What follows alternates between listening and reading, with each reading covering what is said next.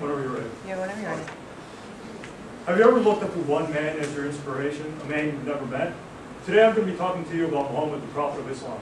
This topic is important because 26% of the world's population is Muslim.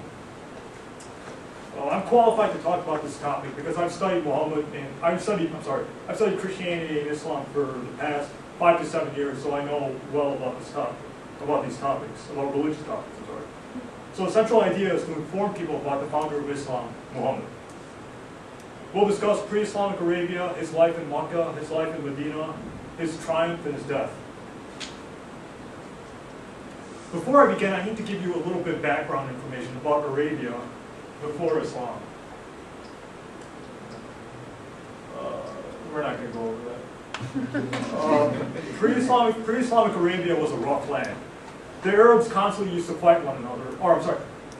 Arabia was divided. There were a bunch of Arab tribes, but there were 3 powerful Jewish tribes in Medina: the Banu Qaynuqa, the Banu Nadir, and the Banu Qurayza, which I'll get to later. The Arabs were barbaric people. The Romans and Persians didn't want to conquer them because they were just crazy. The Arabs used to abuse their women. They used to fight each other constantly. They used to bury their own daughters alive. And the Quran has a chapter about this. And the Arabs before Islam were described as savages and barbaric. So obviously Arabia was in crisis before Islam. It was divided, and the Arab tribes were constantly fighting while the Jews were left alone. The Arabs were also polytheistic. They used to worship more than one god. And they had a shrine, Kaaba, which there were 360 gods inside the shrine. So you've seen Arabia before Prophet Muhammad was born. Now Muhammad was born in April 570 years after Jesus. He was orphaned at a young age. He lost both his parents, and throughout his life he was known as the Al-Amin, the trustworthy one. Because in Makkah people used to cheat. People used to constantly cheat, and they were dishonest. But he was the only one who was constantly honest with his business dealings. So at the age of 25, he married Khadija, a wealthy woman.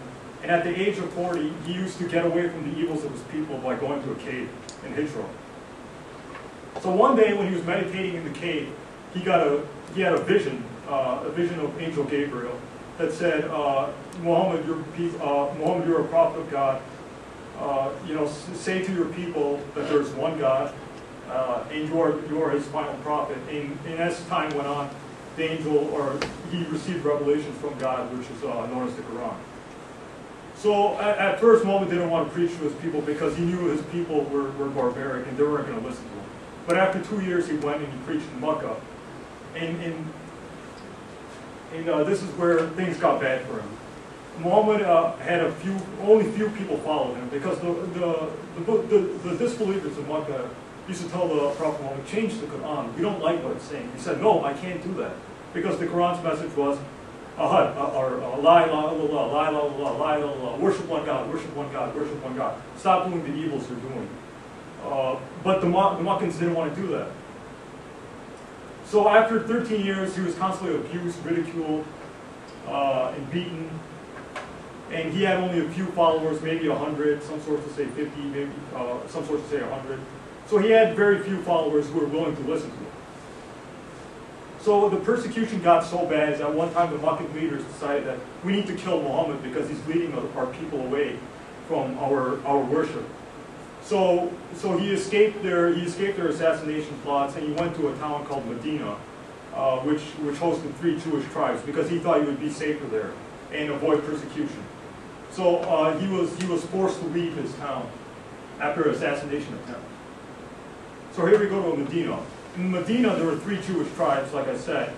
And the first thing the Prophet did when he went to Makkah or Medina was he signed a contract. And it was known as the Constitution of Medina. Interestingly, this is the first constitution. And the Constitution said that the Jews, Muslims, and Arabs were supposed to live in harmony and help one another. But unfortunately, the Jews broke the contract as time went on. And the Quran has a chapter on this, where the Quran says whenever the Jews make a treaty with the Muslims, they always break that contract. Quran chapter 2, verse 100. So in Medina, he couldn't live a peaceful life because there were he was under constant attack by the four people: the pagan Meccans, the Jewish tribes of Medina, the hypocrites of Medina, and the Arab tribes of Arabia. So the first we need to get into the conflict with the Jews. The first Jewish tribe that broke the contract or the constitution was the Banu Qanuqa, and the Banu Qanuqa broke the contract because one of their Jewish shopkeepers assaulted a Muslim woman. Now in the Middle East, if you attack a woman's honor, then you're going to get in trouble, and that's exactly what the Jews did. So the Muslim men immediately started attacking the Banu Qanuqa, and the Banu Qanuqa waged war on Muhammad. They said, Muhammad, you think that you can defeat us? We're better than you in fight. But interestingly, the Banu Qanuqa lost, and they were exiled away. And as their punishment, they were forced to leave Medina. The second Jewish tribe that broke the treaty was the Banu Nadir, and they tried to assassinate the Prophet Muhammad by taking a large stone and throwing it on his head.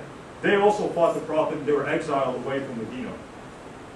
The third Jewish tribe that broke the treaty was the Banu Qurayza, which started collaborating with the Meccan Quraysh in order to get rid of Islam. But unfortunately, they didn't succeed, and they were punished. A man named Sa'd ibn Mu'adh, which is cited in Sahih Bukhari, pronounced the punishment on the Banu Qurayza. Their punishment was their men were killed and their women and children were sold in slavery. Now, it's not the Prophet Muhammad that ordered this punishment. It was a Muslim named Sa'd ibn Mu'adh. This is found in Sahih Bukhari. The last problems with the Jews were the Khaybar Jews. And what the Khaybar Jews used to go to Makkah and used to encourage the Arab tribes to get rid of Islam, because the Jews hated Islam. They wanted to destroy Islam and Muhammad completely. And that's why Muhammad and the Muslims invaded them, and they were told to, they were exiled away from Medina. Conflict with the Arab tribes. The Meccans when the Meccans kicked Muhammad and the Muslims out of Makkah, they stole their goods. And because of that, the Muslims went into war with the Meccans, and the Muslims won. And then the Battle of Uhud was the Meccans took revenge against the Prophet, and the Muslims lost. This is the only battle the Muslims lost.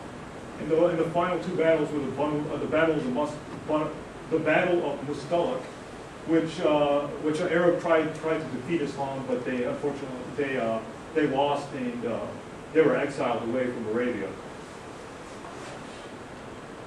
So after that, Muhammad wanted to go back to Mecca so he can practice his religion, Islam, but the Meccans wouldn't let him.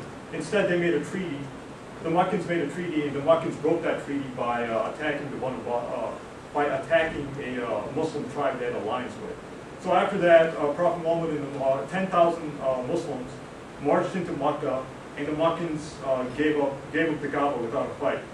And this was important because Prophet Muhammad forgave all the Meccans. He said, "Go, you're free. Even though you kicked me out of my town and you've caused a lot of problems for me, and you tried to assassinate me, you're free. You can go."